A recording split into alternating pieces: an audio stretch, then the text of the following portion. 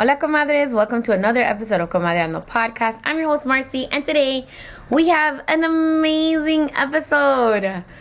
This is a solo episode, but it's also celebrating our second birthday.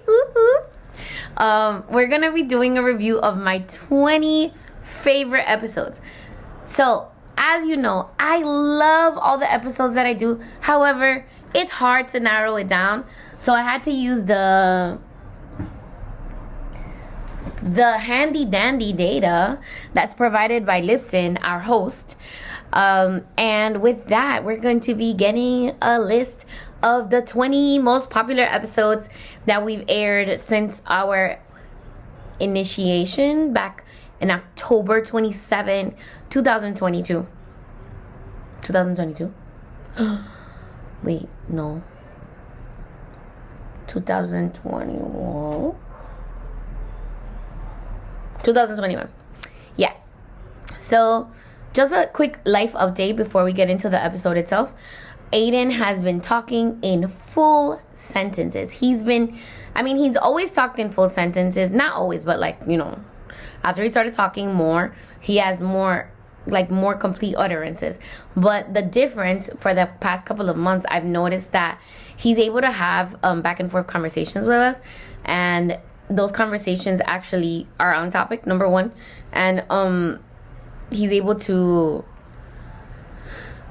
kind of listen to what you're saying and respond based on the topic, which is great. So the latest conversation we had was we were discussing how it's getting colder and the weather, and I told him that it was getting colder.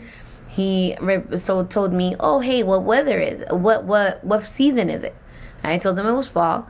And he was like, yeah, the leaves are falling down on the ground. It's getting colder. I was like, yeah, exactly. That's what happens in the fall. Then he told me he wanted to go pumpkin picking. So that was a very good conversation. And to anybody else, it would seem like no big deal. But to me, it is such a big deal because, I've been waiting for stuff like this to happen. And it's great. So another thing is that your homeboy is turning 15 on Sunday. I was actually reminiscing with his godfather, Ishmael. Shout out to him. He's actually one of our top fans who's been with us since the beginning and always gives such valid feedback. So shout out to him. But we were talking about the first time we went to see him at the hospital after I gave birth. And it was just interesting to think of myself back then and not really recognize who I was. If that makes any sense. I feel like I've changed so much, and I've been through so many iterations, and this is honestly the one that I love the most of myself. I feel like I've really come into who I am as a person, and it makes me just really happy to see how much I've changed. But yeah, Ishmael's amazing, and his wife is phenomenal. I've told you guys how we met before on the show, and yeah, shout out to them. He was like the best decision. The decision to make him the godfather was the best decision I made at the time, because it was picking him, obviously, who's a great role model and somebody that I know I can depend on, versus his dad's drinking buddies who I have no contact with now. So that was a very good work for me. But yes, thank you, compadre, for reminding us. And he's actually actively looking for photos of when he went to the hospital to see Aiden. But getting into the topic, which is not really a topic, it's like reliving our best episodes. It's like reminiscing. So based on data from our podcast hosting site and YouTube, these are our top episodes. Top 20 countdown. I just dated myself because I know you guys don't know. A lot of you guys don't know what that means. But yeah, back in the day, when people still used to listen to the actual radio with commercials, on Fridays, I think it was, the DJ would make a list of top 20 songs, and they would have this little jingle in the background. So that was my version of the jingle. So yeah, our episode number 20 is featuring Pavel Martinez. Pavel is the host of Quien Tú Eres podcast. He's also the owner of Plural, which is a organization that's working to break away from the stigmas of working corporate jobs and encouraging us to be our most authentic selves. And the reason why I brought him on the show was that, you know, we need to also create accepting environments in the workplace that accept our children for who they are and that they don't feel pressure to conform to what other people are doing at work. And that's the episode. I think one of the things that is really powerful, though, is that representation piece that you mentioned before, right? Because at one point, like, I didn't even see tech as a career field for me. You know what I mean? But then I saw somebody told me that they worked in tech, and I was like, huh? Like, people work at TikTok? I just thought it was all algorithm. Like, I just thought it was like one big computer just controlling everything, right? So seeing someone with special needs being reflected at them, like, someone could see that and say, like, oh, like, if they could do it, I can do it. You know what I mean? So that representation, like, I'm really, really passionate about it. And I think it's really powerful. The next episode is number 19. And it's from season 3, episode 6. And it's featuring none other than Jessica Paulino, fellow Kundalini yoga practitioner, but also she is a badass mom that has created this organization to help other mothers deal with the loss from losing their children. She was so dope and so amazing. And, you know, the EMA project is such an amazing organization. I felt so honored to have her on my show. And this episode, honestly, is one of the very, very good ones because she dropped so many gems as we were discussing there, and it was like so aligned with who we are as people and just like what direction I want the show to go in. So that is the episode for that. And I am now transitioning out of that career to become a doula, to become a certified yoga teacher, to run the EMA project full time. Because that's the purpose that I feel God has given me within this pain. And then it's also what has allowed me to shift my pain and sort of turn that into a purpose within my life that I'm really passionate about helping others because I've lived through it, right? And I'm living through it every day. And I say I'm surviving it every day. I think what has shifted for me in starting the EMA project is that I can really bring my whole self, my whole authentic self. That means all parts of me. And that is something that I never felt in my career, to be honest with you. As a person of color, a woman of color who was oftentimes the only person of color in the room in companies that pushed, DEI, for those who don't know, diversity, equity, and inclusion. It never felt that way to me being on the inside, right? So I have the unique opportunity to build a company that represents my values, that represents my mission, that represents me as a full-faceted individual. All right. Coming in at episode 18. This is one of my favorite episodes. This is the first episode that I had Penny, my friend, on. She's actually a fellow Mami Chula. Penny is hilarious. She's the host of Labian Nights, which used to be a podcast, is no longer a podcast. Now it's like a brand, a lifestyle brand, I think. She's still trying to figure it out. But in this episode, it's called Double D's Dating and Divorce. In this episode, we talk about our experiences with divorce and then subsequently dating after, the nuances and the differences of dating back when we were in our 20s to now when we were in our 30s. Well, I'm not in my 30s anymore, but you know what I mean. But yeah, so we talk about all those things. It's not challenging because I've done it before.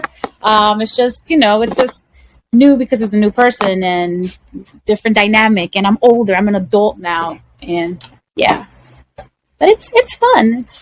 I'm taking it day by day. All right. So you saying you're an adult now. When you got into the relationship with your ex, you said 13 years. Mm-hmm. How old were you when you got with that person? When I was 17, because he's 4 years older than me, and we got together at 18, and then like within months of dating, we moved in together. So, you remember when you were 18, you were just freaking clueless, even though you thought that you were like the smartest person in the world and the most adult human in the world. I was definitely not any of that. So, you know, like I'm still growing, I'm still figuring myself out, and I'm still like I'm now realizing I'm like, oh, I'm a little bit toxic, so maybe I should work on that, like not being so toxic. So, you know, I was young, I was stupid, I was in love, of course, and the love was great, but you know, it just didn't. Coming in hot at number 17. This actually was surprising at the ranking on it. It's featuring Vernon Jackson. The name of the episode is The Barber of Gifted Street. I feel like it didn't get as much traction as I thought it would because it was like one of the first episodes that I recorded. So I reached out to Vernon. He is the inventor of the Gifted event. In this event, he holds once a month.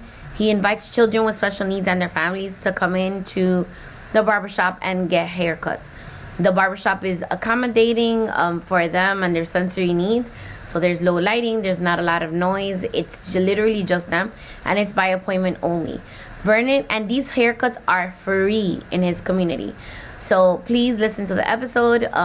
Yeah. Let's talk about first, because a lot of people might there's people that are parents that are listeners, but there's people that are not. And then also that they don't really work with people with autism. So I want to kind of talk about why the kids on the spectrum have issues with barbershops and haircuts. So children on the spectrum suffer, they call it a comorbidity. So it's another kind of disability that often is linked to autism. It's not part of autism because not every child has that. But if they have this disorder linked with their autism, they'll have issues with certain things. And it's called sensory processing disorder. Sensory processing disorder basically is the children have a hypersensitivity to different things. That could be to sensations, it can be to smells, to noises. So a lot of the time when we see the behavior, but we don't know why.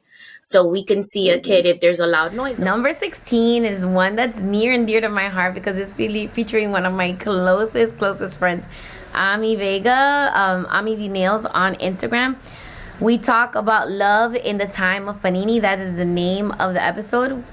We talk about her dating experiences during the pandemic and subsequently finding love during that time, and our experiences being single mothers and dating people that don't have children, which is a whole other fish in the bottle. So September after the Panini. Wow, wait, you guys got together right before we shut down the world. Yeah, we literally were going on dates. And then he got COVID in like March, and I didn't see him for like a whole month because he got it really bad. I remember that. Mm-hmm. Right? I was doing the monologues at the beginning of March, right? I think that's the last event that I went to before everything went to crap. Mm-hmm. Yes. Oh, man. So wait, how did you guys meet? Dating app. Dating app? Yeah. So you swiped right? Yeah. He'll tell the story differently. I'm sure if he's hearing this right now, he's laughing. He's like, you looked, how is it that he says? You hit me up. And he has the messages saved. And I'm like, burn them. He's like, I have all the receipts. Yeah. Shots, bro. But yeah, we met on a dating app, which is the norm. And we were going on such cute dates. And it was so fun. And then se jodió todo. Like, the pandemic happened. And he had COVID, so I didn't see him for like a month. But we were still communicating. Mm-hmm. And then he did the cutest thing, which I think began the kind of, I'm not going to say my interest. I was interested in him, but it kind of like solidified. Like, oh, this dude is serious. Number 14 coming in hot is Ages and Stages featuring Alicia Renee. Alicia Renee is a mom that I admire so much. She and I have continued to be in contact through Instagram. We've yet to meet in person. That is coming. So in this episode, we talk about early intervention and warning signs that you should look out for in your child and what to do. You know, what the process is when you first discover that. And she shares her process in her state. And then, you know, I chime in and give our process here in New York City. How to do these things. And so I knew something wasn't right, but I just really wasn't sure what it was. So just like, I'll figure it out. Like, I don't know. And I would talk to the doctors about it. And it was just like, fine. We really wasn't too much to do at that time. But definitely at his 2-year-old checkup, we had some concerns. And when I say we, me and the doctor, we went in for the checkup and she's like, why isn't he talking? It's like, that's what I've been telling you, right? And so she's like, yeah, he should be talking by now. He should be saying, he should be saying at least a few words. And at this point, he really wasn't saying anything. He maybe said mom, mama, or dad, but that was about it. And this is at 2 years old. So that really like kicked off that moment, kicked off a whole roller coaster ride, to be honest with you. So she said, I'm going to refer you to this program, which is the infantologist programs. I'm not sure if every state has it. The next episode is featuring 2 of my favorite chulas, and that's Jasmine and Jennifer. They're both doulas. We talk about their experience being doulas as women of color and the important work of doulas now in society. It's really cool. And then we dive into this viral story at the time of a woman who paid like an exorbitant amount for a doula, and why we think it could have been fair or it wasn't fair, or whatever that case may be. And that's the episode there. Know what a doula is. So can we give like a definition, like kind of textbookish, and then like you guys can bring other like aspects of it that are not necessarily covered in the textbooks.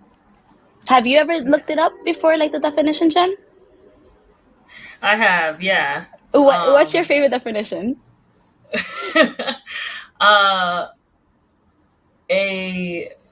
What is it? It's like the original definition of a doula is a slave who supports their master in birth, like some shit like that, What? So it has very like racist roots. Oh my God. Yeah.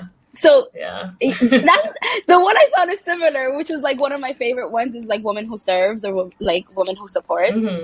Yeah. I missed the racist one. I got like a really like Greek one. Episode 12 is featuring our wonderful, lovely Nemo. Nemo is hilarious. By the way, she has a comedy show coming up. I will link it down in the show notes. Nemo is the sister to a woman with special needs. Her sister is amazing. Nemo talks about her experience growing up with a sister with special needs and what that requires of her as a caretaker. We dive into that and, how important it is to have your sister or your siblings back as a person who's neurotypical. Even though she is the younger sister, she takes care of her sister as if she was the older one, which was a very touching episode itself. Right across my living room, so I get to look at her for inspiration. She's mentally impaired, and in other words, I don't like using the word mental retardation, but mentally impaired and suffers from epilepsy. And pretty much it's like living with a 7-year-old forever, but that's quirky and that has a sense of humor and has been through a lot. And yeah, I'm really passionate about this particular topic. I appreciate anybody that like ever asks me, "Hey, how's your sister?" I'm like, "Oh my God, thank you." You know that she exists because she does, and she's a very huge part of my life. She's a huge part of how I develop, like the person I am today. So and what developed the character Nemo, and and the inspiration behind it. Episode number 11 is Surviving a Narcissist, featuring our lovely Liz of El Salon Chronicles and member of the ESC, the network. Liz and I discussed the warning signs for narcissists, typical narcissistic behavior, and what you can do to defend yourself when interacting with a narcissist. Because we're not going to avoid them. They're around all the time. But what can you do to protect yourself against a narcissist? Yeah. A lot of the times there's people are able to mask. So this is one of the things that I've learned about narcissistic personality disorder, right? They're able to mask and appear like they have it all together or that they're a good person in society, but then behind closed doors is another thing. So I feel like that the masking part is a lot of the issue with that, right? With the kids that don't get removed in situations that they should be getting removed. Right. So first, I really want to separate two things out, because a lot of times, and it's not by anybody's fault, but we throw a lot of words out, and sometimes we really don't understand what it means. So first and foremost, there's a difference between being a narcissist and having a narcissistic personality disorder. Yeah, there's a difference between them. Right. Okay. So. All right, we're getting down to number 10. Number 10 is Embracing the Inner Child, featuring my lovely friend, my comadre, my mentor, Hazel. We talk about early childhood education and how we can infuse creativity and help our children thrive just by providing more experiences at home where our children can problem solve and do different things in nature and all of that. And we talk about her PEA, which is a private education association. And we talk about what's up with the education system right now, so that was a really good episode as well. Me, because I learned about myself, who I truly am, right? And that happens with our kids too, right? Mm-hmm. Our autistic kids, they're always inward. They're never outward. We were living outward directed lives. They are living inward directed lives, and they're like, I'm gonna do what I want to do. Yeah. And this is the thing. This is like, I was on a podcast for a Wind and Cloud podcast. Shout out to Rick and Alexandra. And they basically asked me, they're like, so what have you learned from your child? And I'm just like, to not give a crap about. I tell you that all the time. Yeah, about what other people have to say, about other people's opinions. Like, Aiden is very inward driven, like he's very self-driven. He's gonna do what makes him happy. Yep. And he just came out like that. And for us, the like neurotypicals, we're looking at him, well, not me anymore, but before I used to look at him like kind of like, dude, you need to follow the rules. You need to conform. This is not quote unquote. The next episode is episode 9. And that is I Would Do Anything for Love, featuring Charlotte. That Spectrum girl. She was wonderful. This was one of the hardest episodes to edit because she was in another country. So we had a couple of issues with internet connection and all of that. But it was a great episode. We talk about her experience being a late diagnosed autistic person, what it's been like for her to date after getting the late diagnosis, her issues with work and all of that before getting diagnosed, and what it was like to finally get that diagnosis and really, really know who she was. So Cool. you said your diagnosis is autism and you were late diagnosed. When were you diagnosed? You say you're 40 right now. When was it that you were diagnosed? When I was 38, and so that is 2 years ago. Wow. I'm a bit math blind, but I can manage that much. 2 years. Okay. So how was it that you found out? Like, what was it that you noticed, and what made you want to go and get evaluated?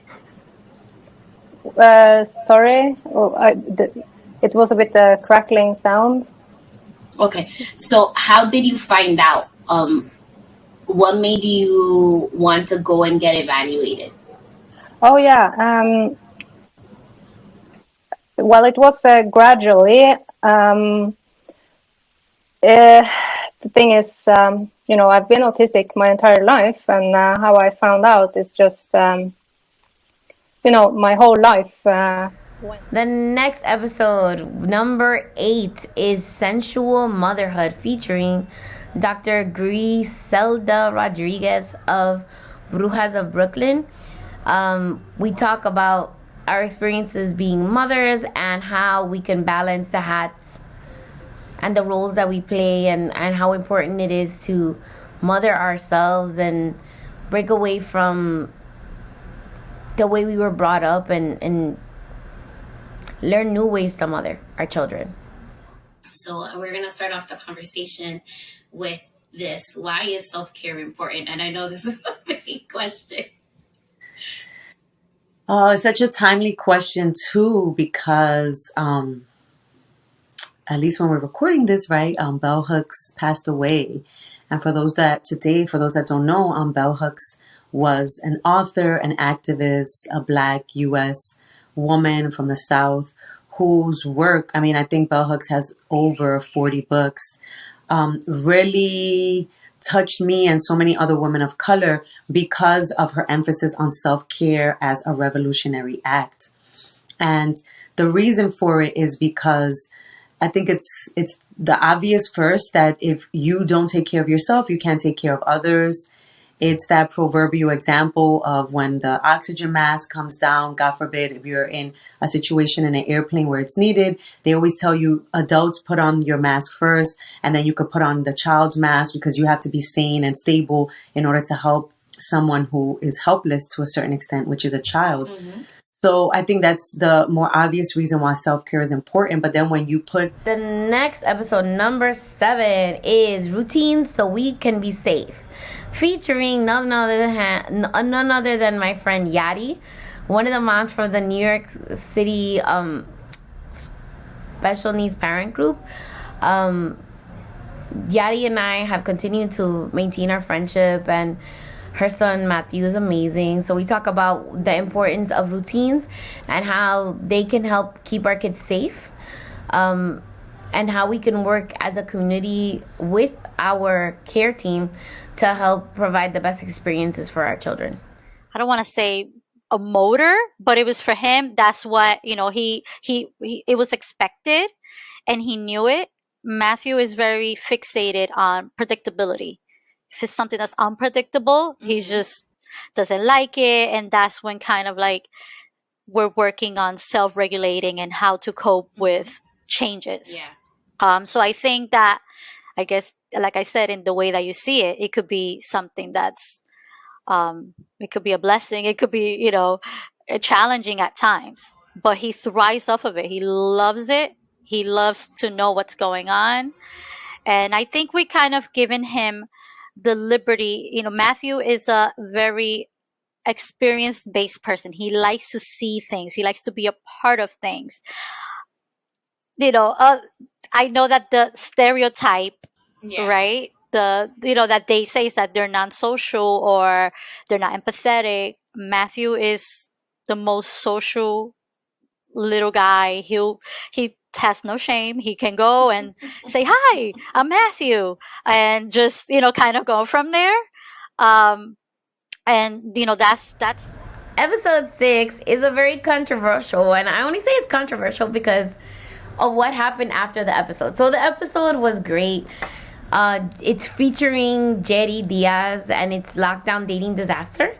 Jerry is a very close friend. He was very candid talking about his separation from his child's mother during the pandemic, and then subsequently dating after.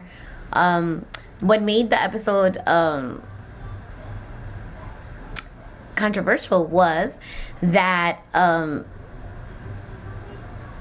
person we discussed, one of the people that we discussed, which wasn't just one person, one of the people we discussed that he dated, reached out to me and basically, badmouthed him and was demanding that I take down the episode, which was not going to happen because I could have had that person on but that wasn't what they wanted. They wanted to control the narrative and like have it taken down completely. So yeah, that was a whole like big bochinche, and they wrote a nasty comment online, and then they disliked the video, they disliked the episode. They went on to like berate him in the comments. The comments are no longer there because I approve the comments before they get posted. But yeah, it was interesting.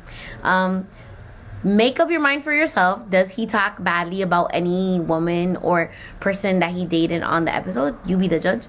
Let me know what you think. Whatever.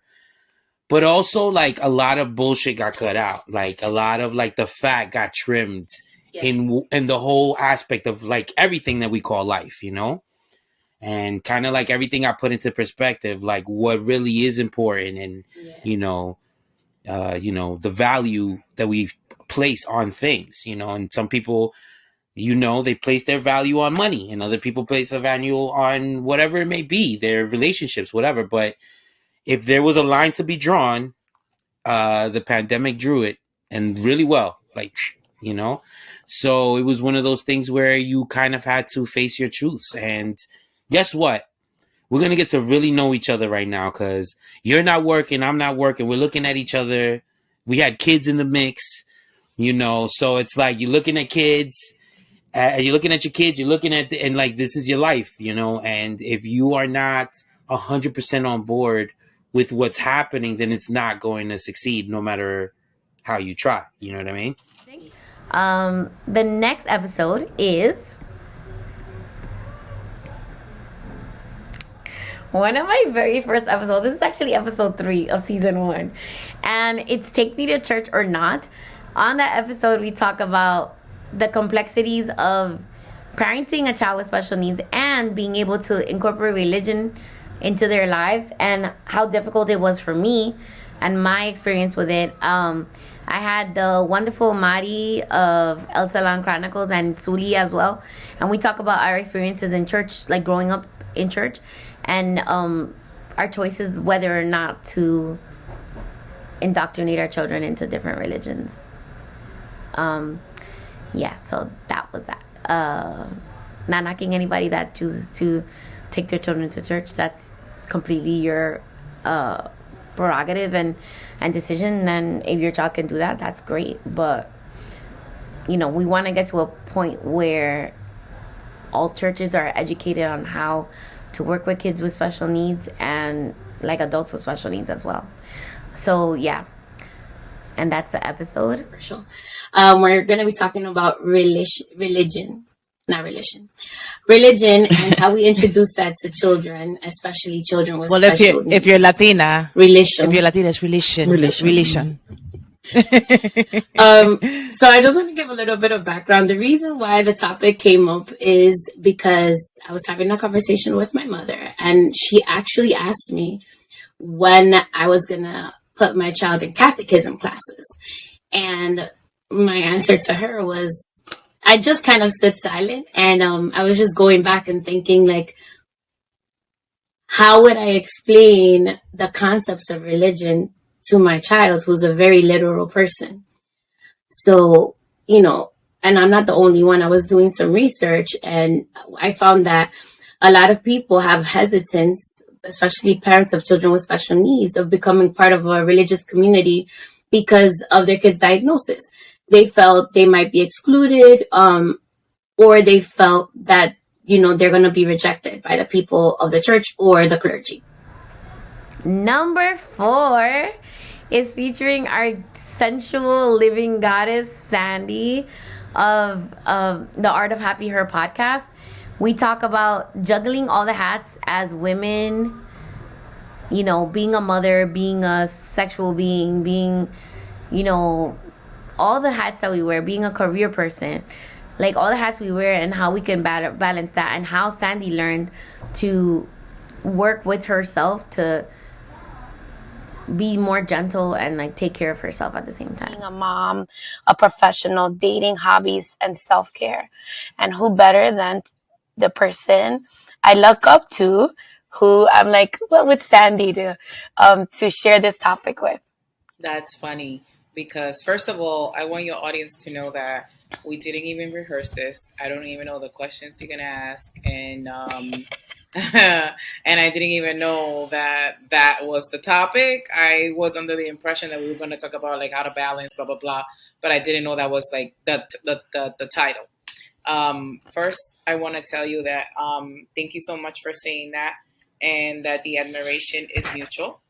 And second, what was the question?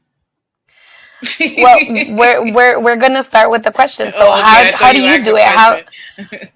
So how do you do it? How do you balance all these hats that we wear as women and still make time for yourself so that you don't feel basically drained? 3 is Use Your Words, featuring none other than Angie. Angie is a bilingual speech pathologist. We used to work together. We talk about how to foster language in your children and how to help them improve their dialogue, and different activities that we can do in early childhood that can help our children get more words, So that was a great episode. Also, we talk about the controversial topic of like how some speech people recommend you just speaking to your child in one language, and we discredit that and provide research supporting why 2 languages is more important, like socially as well as just in general, to like have a better, more fulfilling life for our children. Okay. So, about how many words should a child have more or less by the age of 1? So by 12 months, we're usually expecting first words.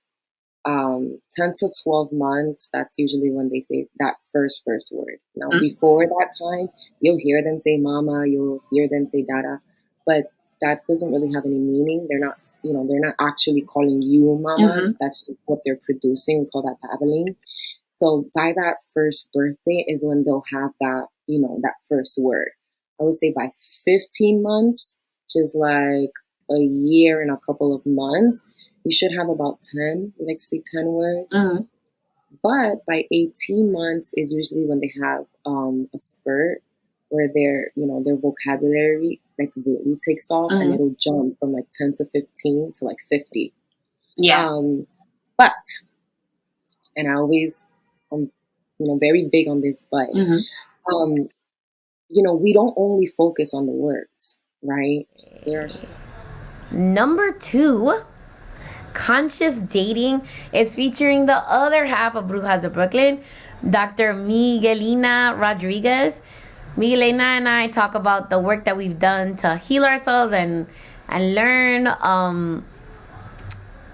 to date, and how we can consciously make better decisions as people about who we date and love the people we let around us. So that was one of like the best episodes. I felt it was so number one, entertaining, but also like just like it felt good to record, especially because I love the ladies from the Brujas of Brooklyn. They're like my big sisters. I love them so much.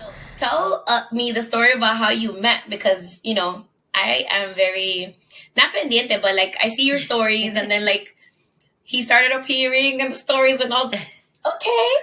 And then, I haven't heard the actual story in person, because I feel like because of the pandemic, we haven't been able to see each other as much in person. Yep. Because he and we started dating in 2019, and it got more serious in the fall.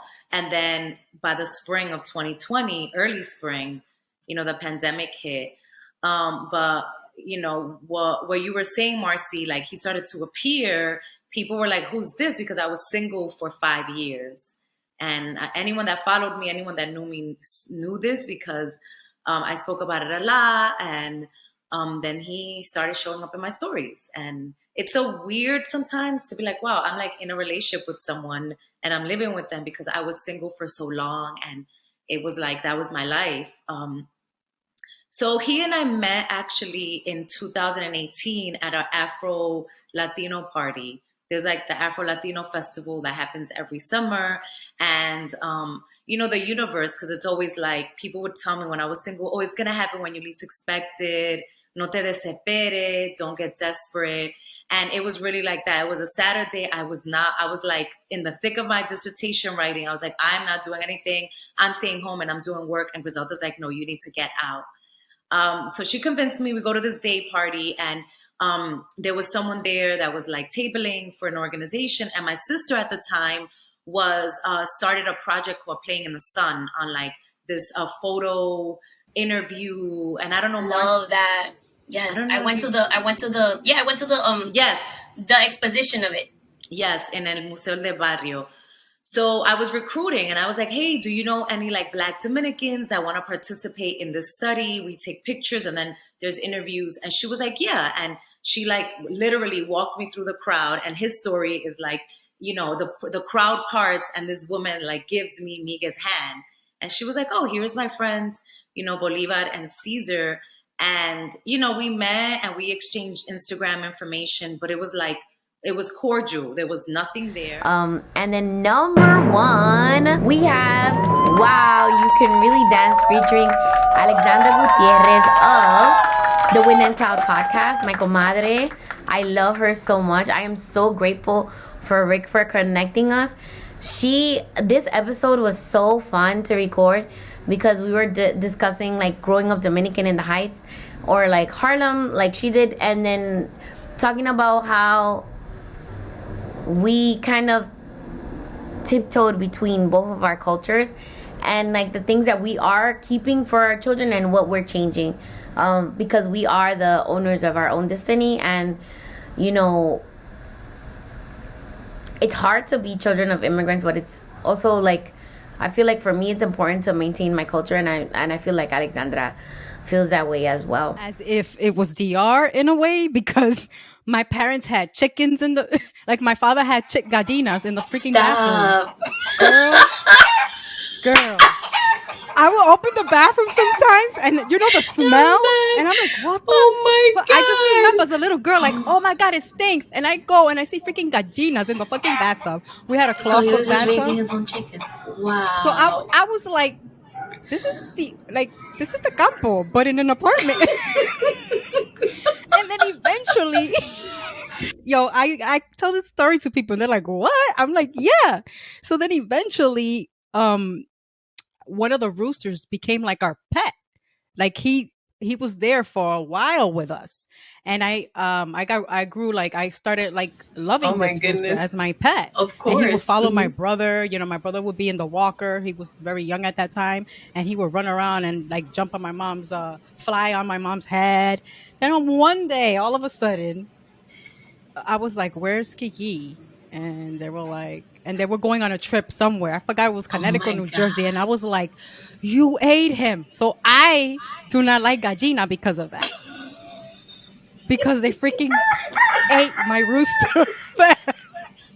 I like when you see the clawfoot, I'm like, no. I'm no. Oh my God. They were like, no. And I'm like, you guys took him, and that's what you ate for the meal. Oh my God. So bad. Yeah. Why was that a thing? Like my dad got us a chick, a baby, because they didn't want to have a dog. Yeah. So they got us a baby chick, and his name was Purri. So we had Puri, like my mom was pregnant, and we had the baby chick, and he was growing. He was a boy, and he started getting older. And then once my little brother was born, he was okay, but then like he got to like that teenage chicken age, and he was like trying to peck at my brother. So we gave him to the super. The super had him down there because he had una cría de pollo. Like he had a bunch of chicken. It had to be at least a dozen. It had to be like at least a dozen, right? So we used to go visit Purri, and then one day we went to visit, and there was no more chickens on there. Tenía un sancocho de gallina ahí. Oh my God, I couldn't stand that, man. He had a big belly too, and I used to be like, ese perro se comió mi pollo. As well. Another, and that's all 20 episodes. And that's pretty much it. Comadres, thank you so much for sticking with us these past 2 years. There's so much more Comadreando to go around. I want to continue to do this important work. I feel that we've created a space where parents feel seen and heard, and they feel like they can come to me with about like anything, and that's literally what I wanted. I want to say that we will be having a special event celebrating episode 100, which is coming up hot. Episode 100 is, we are at episode 85 this episode. So episode 100 is coming up. We're gonna please earmark the date of February 24, 2024. I'm gonna be working with somebody to try and see what we can do. We have more than enough time. However, I want it to be something nice and memorable. Please make sure that you come out and support. I will give you guys details soon to come. That's pretty much it. Oh, I want to also point out that we will not have episodes on December 20th or the 27th because of winter hiatus. I know you guys are going to be on vacation with your families. I don't want to interrupt that time. So you'll come back to a new episode after the new year. Yeah, so if you have any questions at all, any comments, any feedback, please feel free to send me a Comadre-Gram via email at Marcy@Comadreandopod.com or slide up into my DMs. Remember, follow us on all social media platforms at Comadreandopod. Please visit our website, www.comadreandopod.com, to read our latest blog posts, find out about future events, and get your official Comadre merch. For the event that we're having in person, I'm going to try and get a local vendor to supply us with the sweatshirts. So I will be taking pre-orders so that we can get those orders out and taken care of. And when you come to the event, you can just pick up your merchandise. Yeah, that's pretty much it. Thank you so much. Again, I am so humbled to be in your presence, to work with you all, to hear from you, to see your comments, to see the love, to see, the feedback and suggestions. Like those things are so valuable to me, and I have no words, literally. I have a lot of words, but just being able to thank you all for all that you've done for us as a show. And there's gonna be many more seasons of Comadreando to come. All right, guys, so thank you for spending time with your comadre, and I will see you next time. Bye. Thank you so much.